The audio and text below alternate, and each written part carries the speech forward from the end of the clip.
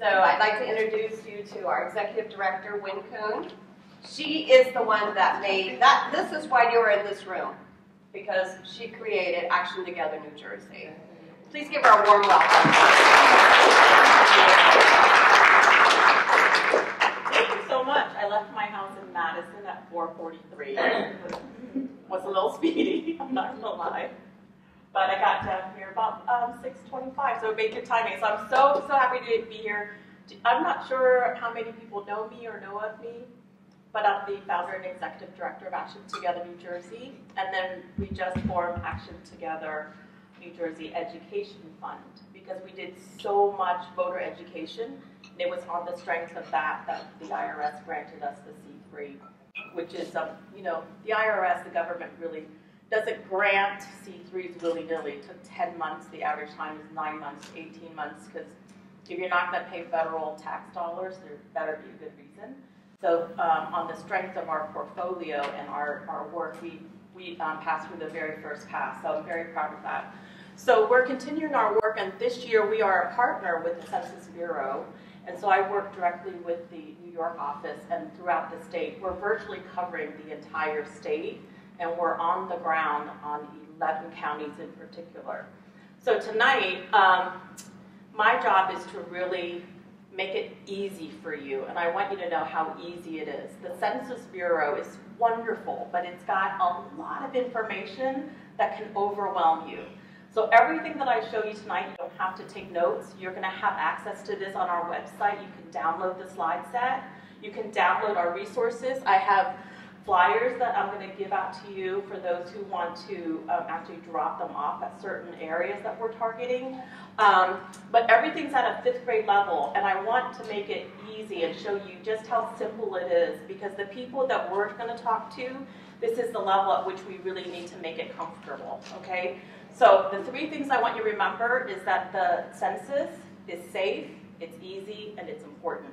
That's really all it is. So tonight, after this training, you guys will all become census ambassadors.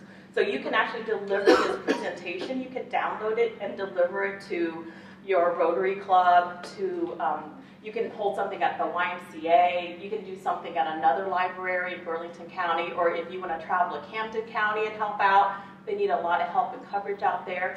So this is really for everybody to have.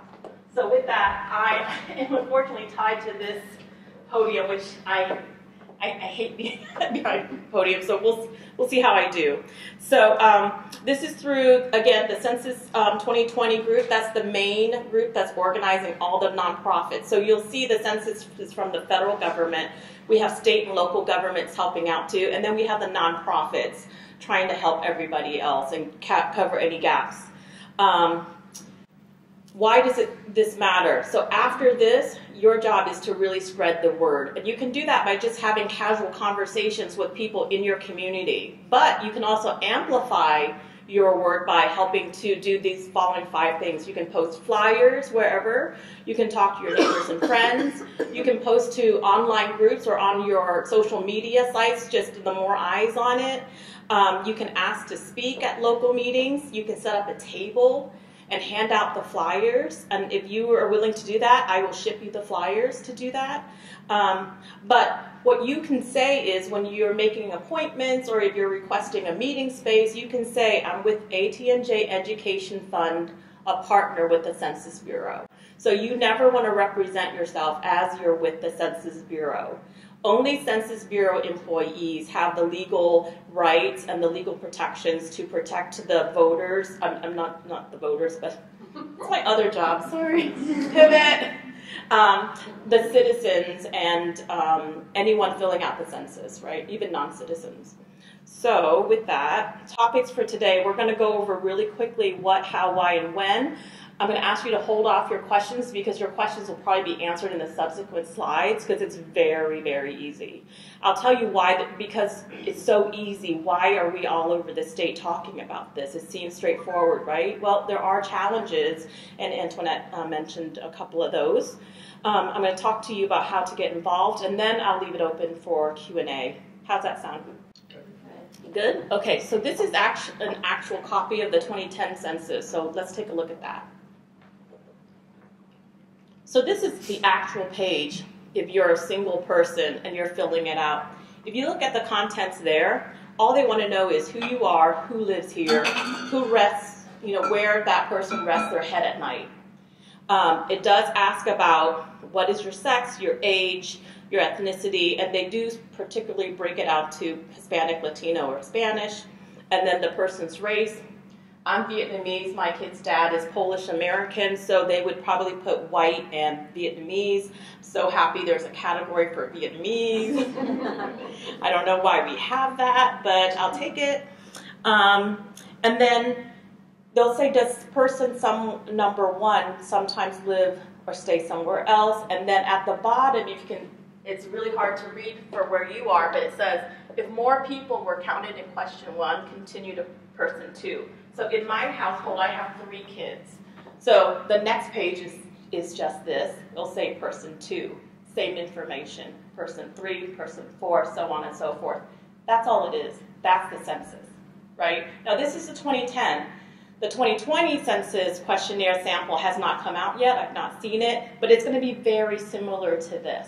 So we're going to talk about children that Tammy brought up later, but the first flyer that you're going to get is the 2020 census.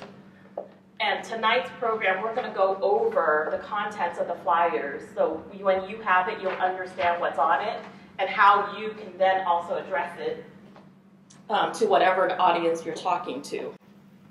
So first of all, what's the census? It really is just taking inventory and counting every person where they live that one time. So we want to count them, just like if you worked at a grocery store, you did yearly inventory, you count that one time, one place, at the right time. That's all it is. That's the census. And how do people respond to the census? Well, for the first time in 2020, the majority of people will have the opportunity to respond online. That being said, there's about 24 million people without internet access, so libraries are very important for that purpose. But they can also answer it by phone, and they can also do a paper questionnaire as well. So whichever option is best for them. So those were the 3 ways. Why do we need to count? Well, first of all, it's mandated by our Constitution. And as you know, we're a mobile society. We move all the time for various reasons. And so as we move, we have to take account so we can reapportion and draw for our legislative and congressional districts for the federal funding that Tammy talked about. So it really requires an accurate count, and it's mandatory to complete and return the census. It's safe. I want you guys to know, and as an immigrant, you guys have heard this, right, with the whole citizenship question. It's not going to appear, but there's a lot of fears out there, and that's one of the challenges. And so what I want you guys to really understand, and this is the fact that was most impressive to me, is that all census workers swear to a lifetime oath, whether or not they continue working with the census or not, but it's a lifetime oath to protect your information. And if there's any violation, it's $250,000 or 5 years or 5 years in prison. And all census workers take that very, very seriously. And all your information is kept confidential for 72 years. So any information that the census gives, it's only in aggregate. There's no personal information that's ever given out. Now, the census may receive incoming information from other agencies or other sources to do their work, but the personal information that census collects from the census that we saw never comes out with personal information. So this is the key thing. This is one of the challenges when people say, can I trust the government? Is my information safe? Yes, according to Title 13, your information is safe. What is the impact?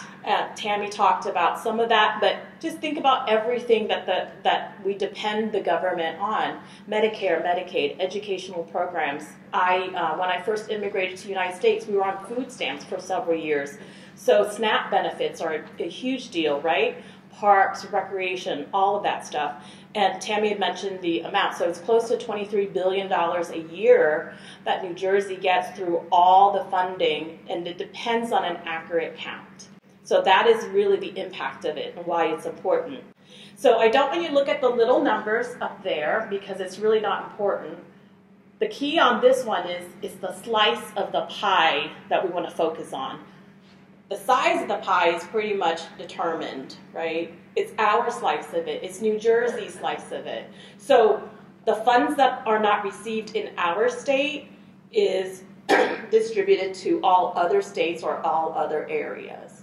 So we have been undercounted before. We will probably be undercounted again. It's a matter of what is that size of the undercount.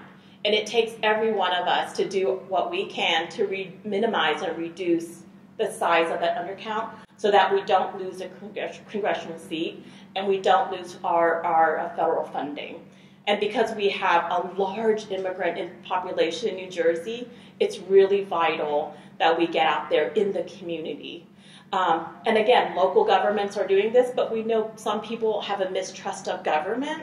So they'll listen to you and I, regular everyday folks, volunteers who are here just to spread information. Examples of how census data is used. Local governments, public safety emergency preparedness, you probably are aware with that. Real estate developers, where to build new homes, revitalize neighborhoods, businesses for creating jobs, and then residents for consumer advocacy legislation and quality of life. So those are typical things that the census data is used.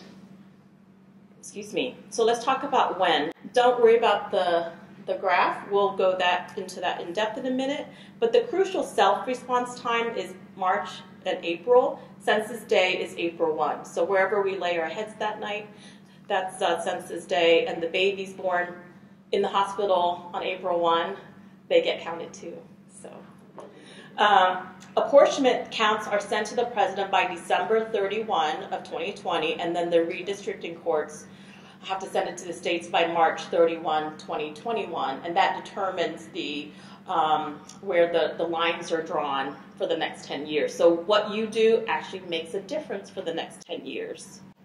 So let's talk about what the people, you and I, will get in the mail. And here's the rough timeline. And as you can see there's various ways that the Census Bureau is going to try to get people to respond to the census. 95% of us are going to hopefully will be covered via this method, because the knock on the door is the most costly for us as taxpayers, and so we want to minimize that. So you'll get reminder letters, reminder postcards, and all of those will be official Census Bureau information. So we want to just let people know that, hey, you're going to get in the mail, so just a heads up. How? 95% again will be in the mail. 5% will actually be dropped off by census workers, and those are people, for example, who have P.O. boxes, but obviously they don't live there, so they have to find their residents, and they work a lot through town government to determine where they are. They work with, the local areas to make sure that those people get a hand-delivered questionnaire or an invite to respond online. And less than 1% will be in person, and I think this is like rural areas and whatnot. So just to review, how do I complete my questionnaire? Online, phone, or mail? That's pretty straightforward, right? It's about 10 questions. It'll take about 10 minutes, and that's it. So what won't the census ask? And this is really crucial, especially for senior citizens, because there are scammers and spammers out there. So we want to assure everybody, but especially like my parents who get scammed all the time. So Census Bureau never asks for a Social Security number, money, donations, or bank or credit card information. You guys saw the census itself, just about 10 questions, and that's it. Language supports, there's many languages, and the paper form will be in English and Spanish. Okay, this one is one of the challenges that I talked about, and that's do not fear. You're going to see some news articles about Department of Homeland Security supplying information or the administration doing something or other. Don't worry about it. The reason is, and this just came out in a statement that they brought out, by law, the Census Bureau does not share any data protected under Title 13 right, which I mentioned, with the states, or share any information with any government law enforcement agency. So that's even local police, ICE, FBI, CIA, none of that gets shared. So we want to just face these fears with facts, right? And reinforce it's safe. Your personal information is locked for 72 years. Census workers have a lifetime oath, so your information is safe. So I'm going to go back and look at the macro look. Antoinette talked about this earlier. Really, in New Jersey, if we cover the undercount in Hudson County, Bergen County, and Essex County, that basically gets rid of our undercount. Nonetheless, we need coverage in the rest of the state, because if every population, whether if it's 95% fills out, returns their census, that's still better, right, for us if we get it to 98%, for example. So every bit helps. But if you can see there, we'll look at Burlington County next, but if you have time and can help out in Camden County, and specifically in Camden, that would be great. There's a library in Camden. There's 2 libraries in Camden that we could go and staff and just pass out information and answer questions if necessary. Middlesex County is also an area that we want to look at. Monmouth County is another one that's closer to here. Down in Melville, you can see down there. Cape May a little bit. But for me, in this area, Camden is really the big one. And we'll go more in depth on Burlington County in particular. So here's Burlington County. So we're going to focus on the hard-to-count groups. So that's where the biggest bang for our buck is, right? Limited resources, limited time. We're going to focus our time. So in New Jersey, pretty much across every county, the groups that are hardest to count in this area, in New Jersey, are, like Antoinette mentioned, Black or African Americans, Hispanics or Latins, Asians, and like Tammy mentioned, children under the age of 5. And so those are the 4 groups that we're looking at. And I'm currently waiting to get Spanish flyers so that we can also target Hispanic restaurants and markets and pockets of the Hispanic community, and have it out and to educate as well. So if you look on here, so Burlington County has 3 LDs, 6, 7, and 8. And so I know Pennsauken is Camden, but if you look at Lumberton, Mount Holly, Riverside, and Maple Shade, you can see the hard-to-count populations there that we're trying to reduce, and the percentages that fall under that. So let's talk about children. Tammy mentioned that about 27,000 were undercounted. Why were they undercounted? Because they were likely to live in a complex household, and I'll explain that in the next slide. They're in a racially diverse household, or they're in a non-English speaking household. And a complex household is just a fancy way of saying that any household that isn't your typical household. I see that's cut off there, sorry about that. It's a multi-generational household. It's a household with multiple unrelated families, or children living in foster care placements. So we don't want to forget about the baby. I love this baby. This baby's my spirit animal yesterday. I was like, I don't like the news. So here's the important messages for parents. So as a parent, my friend group are all parents, right? So this is so, so important. They have to be counted no matter their age or living arrangement. And count the children if they live and sleep at your house most of the time. So I'm in a co-parenting relationship. My kids are with me 4 nights a week, with their dad 3 nights a week. Who gets to claim them on the census? I do, because I get them 4 nights a week, right? The newborn, if you're a mom and you're in the hospital with the newborn, count that newborn at the residence, right? So spread the word. That's how you're going to get involved. We went over the 5 ways that you can do it. If you can think of more, that would be great.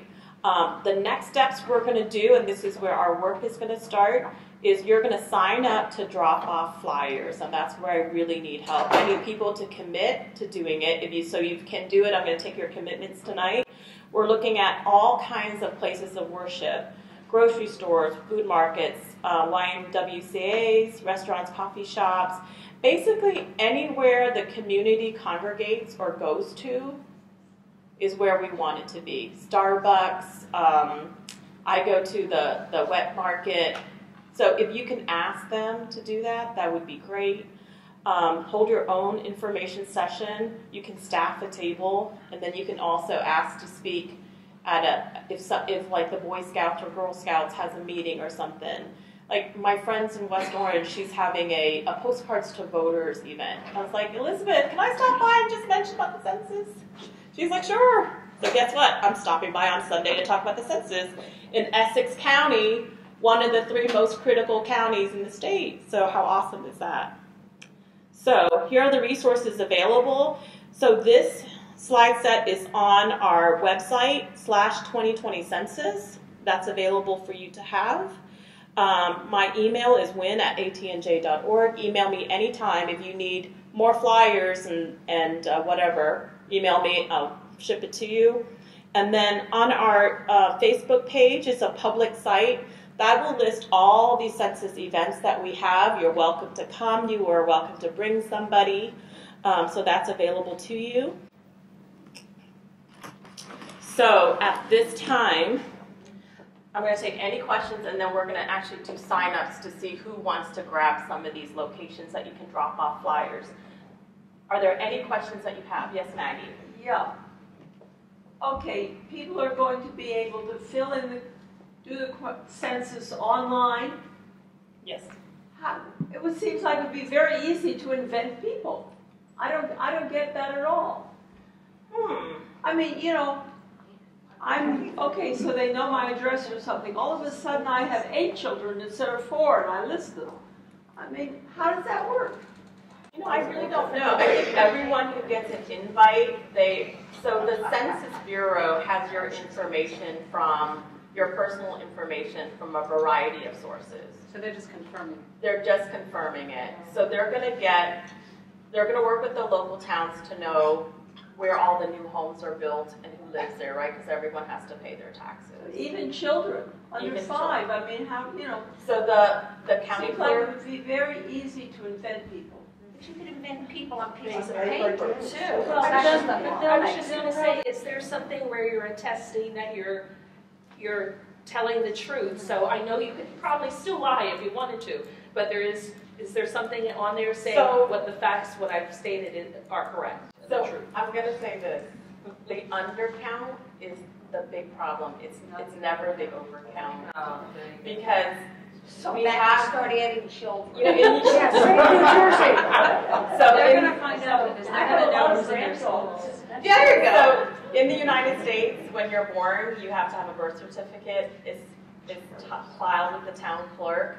They have all that information. When you move, they change of address and it gets forwarded. When you purchase or even rent, right? So your information is everywhere. The overcount is not an issue. It's in every state, it's an undercount. And it's just to what degree is New Jersey is going to have an undercount as opposed to California, Nebraska, or whatever. Because the key is our slice of what we get in federal funding, if we undercount, it goes to another state. So that's all it is. So I would not even worry about that. Yes? How does the census handle homeless people? Oh, you know, that question came up. So a lot of the shelters will work directly with the Census Bureau to count the people for that night on April 1. And there are enumerators who are going to go into some areas where they know homeless people congregate at night, because not all of them spend their night at shelters, and count them that way. They're going to be an undercount population as well. You know, another undercount population is wealthy white people. Yes.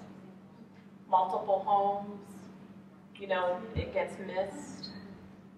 So that's another undercount population. I know, right? I'm not one of them. I'd like to. Yes, hi. For the homeless person, what home do they put down? They don't have to. It's just where they are resting their head that night. And it might be under the bridge, depending on the enumerator. Yeah. I just wanted to say, a lot of the not just the shelters, but different churches and all, they do it once a year, and it has a name. It's not coming to me, but it's like a point. It's called a point in time. Yes. And they present themselves there. Yeah. And then they usually have a meal for them to kind of entice them to come in, and then they take their information, and a lot of that is shared with the census. Yep. Yes. What is the census doing to stave off and undercount the immigrants or people that are not here legally? Because there was a census question that was taken to court. Yeah. There's been all of this horrible talk about immigrants like they were garbage. I would imagine that's going to drive down the people that were out of fear. Absolutely. So That's the whole what is point. the census doing to counteract all that hate? So the funding for the census for the 2020 count is actually lower than it was for the 2010 census. I don't know why, but that's where we are. That's why we are out here trying to get you to help. So what you will see is, for those of you who still have cable TV, you'll see ads from the Census Bureau just to inform and educate. You'll see states working on it. You'll see local governments, towns, mayors, trying to get the word out. But it really takes every one of us, and it takes us posting Spanish flyers that I'll have for you that'll say it's safe. That's what it is. They're working very hard to get people from within communities Right. and native Spanish-speaking people or people speaking a language to go and speak with folks, not folks who are only fluent in English. Yeah. That's very frightening.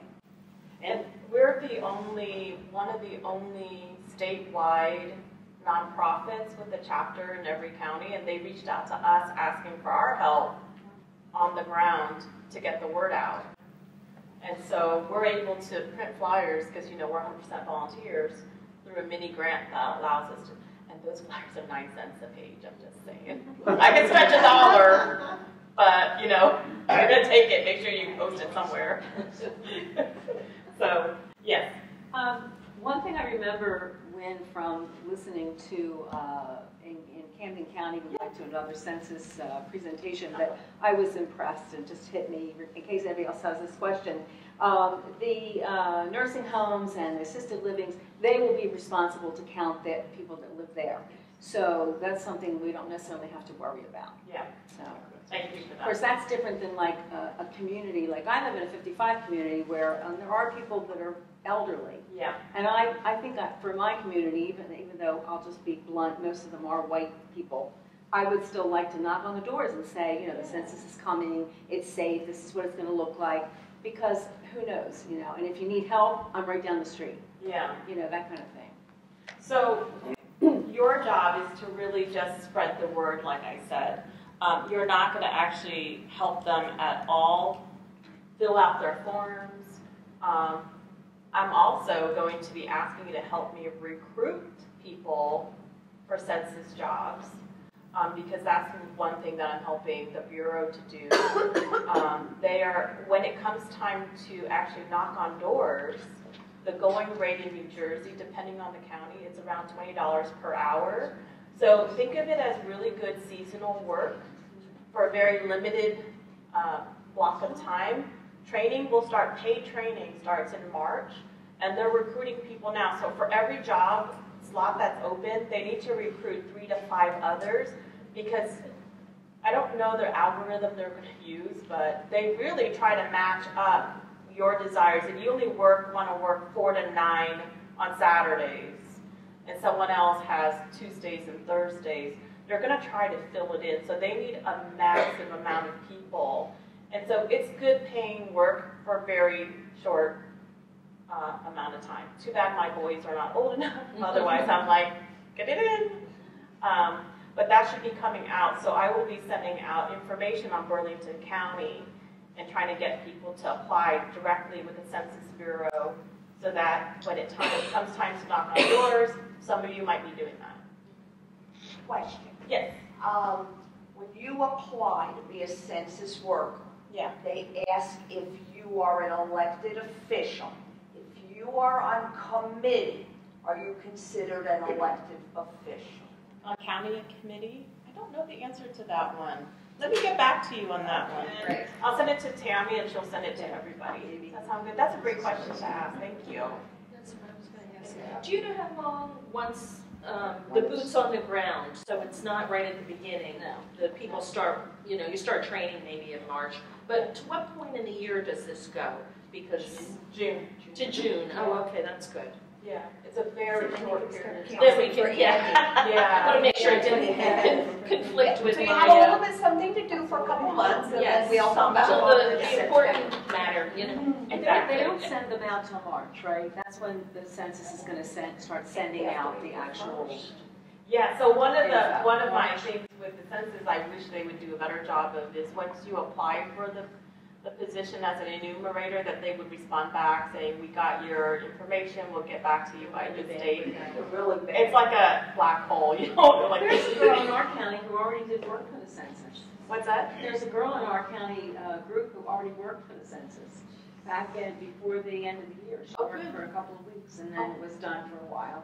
And I guess they'll call her back when they're ready to have something else for her to do. It was all work over the phone. I don't know exactly what she did. Yeah. Quick question, when does it conclude in June? I don't know the exact date. It's going to be early June, though. Early June? Yeah, early June. Ooh, I wonder if it's before the primaries or what? Yeah, I get you. Primary is June 4th. Yes, first week in June. I wouldn't be surprised if it's near around that time.